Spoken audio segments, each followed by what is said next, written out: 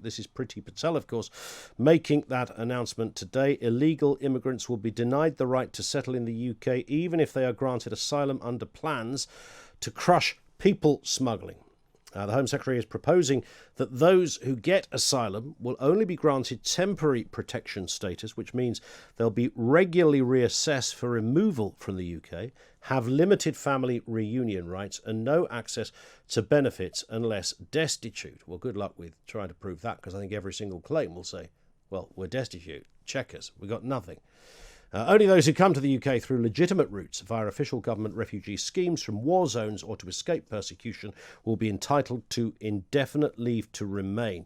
In a moment, Henry Bolton, who's advised numerous governments on strategic border management. Daniel Sohage first, human rights advocate and director of Stand for All. That's a consultancy offering pro bono policy advice and research for organisations and individuals on human rights issues. Daniel, good afternoon to you. I mean, on the face of it, Priti Patel makes an announcement. If you don't come here legally, you're not going to get what somebody who does come here legally is going to get. What's wrong with that? What it does is it creates a two-tier system with asylum seekers. Now, bear in mind, Priti Patel hasn't said about what she's going to do with the asylum seekers who come over with legitimate grounds. So if she's saying we're going to deny certain rights to people who we have processed a claim, we've found they are a legitimate asylum seeker, because of the way they've come into the country, that violates international law. There's a very clear section in the Convention for Refugees, which specifically states you can't penalise someone for their manner of entry once they've applied for asylum. So she would be breaking international law if she did that. Henry Bolton, isn't that so her policy falls at the first hurdle, right, Henry?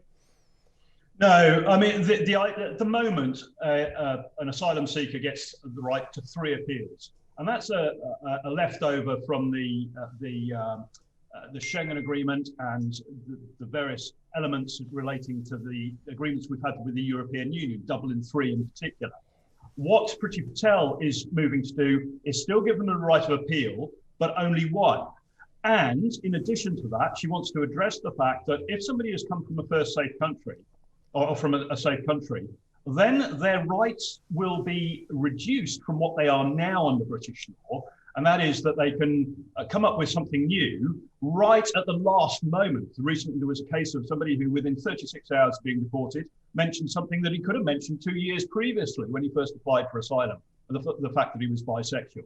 And so that, to prevent that, the Home Office is proposing under these new rules that there will be the equivalent of a police caution, if you like. It won't be a police caution as such. It will be along the lines of, if you do not mention when questioned or when you first apply for asylum, something that you later rely on in appeal, it may harm that appeal. Okay. I mean, Daniel, let me put some of that to you, because I mean, particularly the business of the safe country. I think lots of people on that specific point scratch their head and think, hang on a second, you've gone through Italy, you've gone through France. Clearly, you've been in multiple safe countries before deciding to come to the UK. So therefore, you have no entitlement based on that alone. What's as far as you are concerned, is the answer to that? The difficulty is a safe country is a very subjective term. So France, for example, last year was found guilty of violating refugee rights. In Calais, there's local restrictions to prevent them being able to access France is aid. a safe country, Daniel, though, right?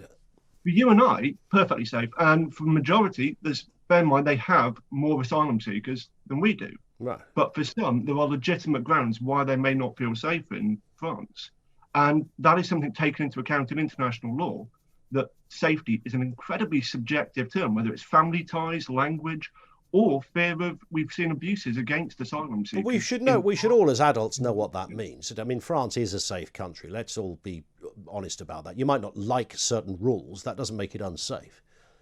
We've seen the cases where asylum seekers have been abused by police authorities in France. We saw last year France convicted in the European Court of Human Rights of violating refugee rights. So for you and I, absolutely, France is a safe country to go on holiday and everything else. But for some asylum seekers, and again, it's a minority of asylum seekers, they may not perceive that. But as someone's experience of having a bad experience where an authority or a system broke the rules is very different than saying the country is not safe. We all know that if you come through Italy or Switzerland or Belgium, the Netherlands and Spain and France, all of those countries, they're all safe countries. You mentioned Italy. Italy has been known to conduct pushback operations, sending asylum seekers to Libya, where we know that they are put into positions being sold into slavery, tortured, and potentially even murdered in refugee camps. So the safety there, if you're fearing that you're going to be sent to a country where you could potentially be murdered, your safety is... All right, Henry, I think I can see you wanted to come back in on that. Yes, yeah. We're missing the point entirely here. What the Home Office is saying is that these people need to be properly screened, and they should not be simply allowed to pick and choose where they go. France is not on the UNHCR list of unsafe countries. It's not on the European Union list of unsafe countries. It's not on our list of unsafe countries. There is, legally speaking, it is a safe country for the purposes of asylum. Now, we at the moment are not going to be able to send these people back to France. And the reason is not because it's unsafe, but because at the moment, and I have had conversations with the Home Office about this, at the moment, France is being particularly difficult on this, and a variety of other things. But that aside, the Home Office is set to work harder, rather like the Department for International Trade is doing, and Liz Truss, on getting agreements with a range of other countries so we can return them back there. But they have to be screened. Okay, and what the Home Office is saying is that instead of applying a blanket ability to come to this country by any route whatsoever, quite rightly the Home Office is saying we need to screen them properly. Those people who could and should have applied for some asylum somewhere else, we should look at more carefully. Why didn't they? Can we return them? If we can, we should. We should not allow the legal system to play games and allow an asylum seeker to apply for asylum and then 3 years later, in an appeal, mention something that okay. Daniel, can you come back in on that? Because there's a lot there that Henry said. And I think, again, lots of people thinking, well, if you come across in a boat, you're usurping the system. You're arguably even taking up a place of somebody who's applied through the usual conventional means. So is there anything wrong with the Home Secretary identifying that as illegal entry? No. Again, apart from the fact it goes against international law, you also have the issue of, as Henry's pointed out, you can't return someone to a country where that country hasn't agreed.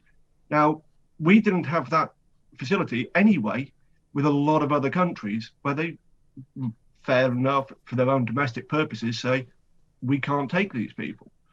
Even when we were in the Dublin Accords, states were saying, we're not going to take someone back for this reason or that reason.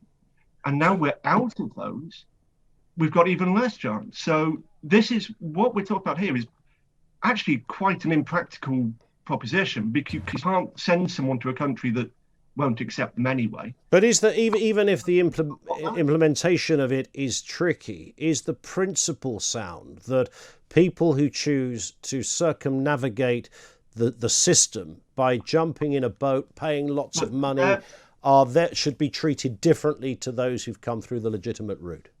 You can't create a two-tier system. An asylum seeker is allowed to enter a country by any means that they deem necessary. Now, we can have a debate up and down, and Henry and I will probably never agree on what's a safe country and what's not. But at the end of the day, international law is very clear on this, that you cannot penalise an asylum seeker. Henry, is this the problem? We've a two-tier system. Whatever Priti Patel says, international law forbids such a system. Even if you don't like people coming in boats, there's absolutely naff all you can do about it, Henry.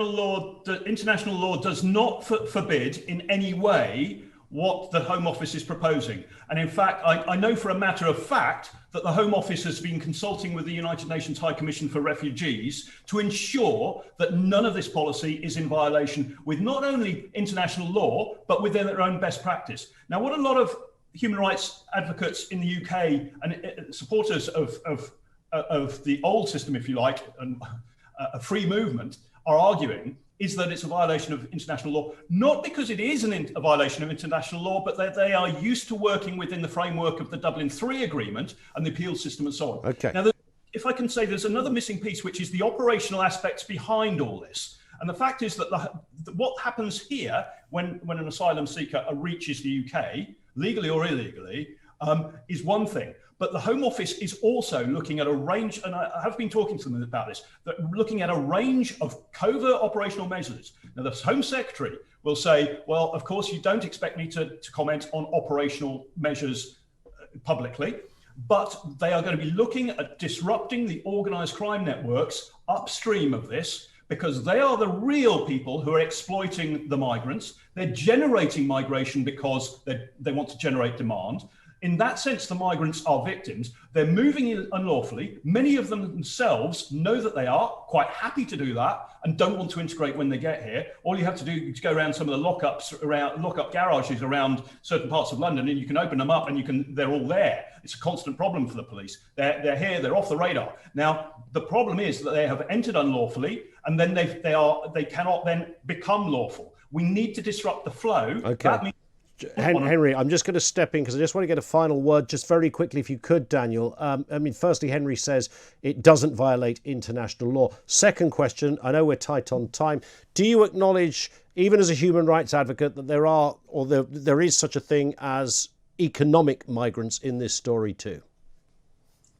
As for international law, it violates Article 31 of the Convention relating to refugee status. And that is very clear on this. It also, the appeal system, this is irrespective of Dublin regulations. We're talking about UK law now and what we can and can't do with UK law under international law. As far as it comes to undocumented migrants, this would do nothing to prevent that. This has no impact on that. But if you're jumping in a boat and if you're jumping in a boat in Calais and you've got a few quid, you've come from Iran, you're a professional, but you don't much like the regime there, which is fair enough, and you arrive in the UK, that makes you an economic migrant. Why would you be entitled to the same levels of understanding across the whole process as somebody who's come from a tyrannical regime who needs safety? Two different stories, right? Whether someone's an economic migrant based on whether you've heard their claim, though. So we already have a system in place that if your claim is found to be unfair or illegitimate, then you can't get asylum. So this system does nothing to change that at all. Okay, on that point, guys, we could have gone on a lot longer. I know Henry wanted to say more. We will speak again on this. Daniel Soage, who's director of Stand for All. Thank you. Henry Bolton, advisor to numerous governments on strategic border control.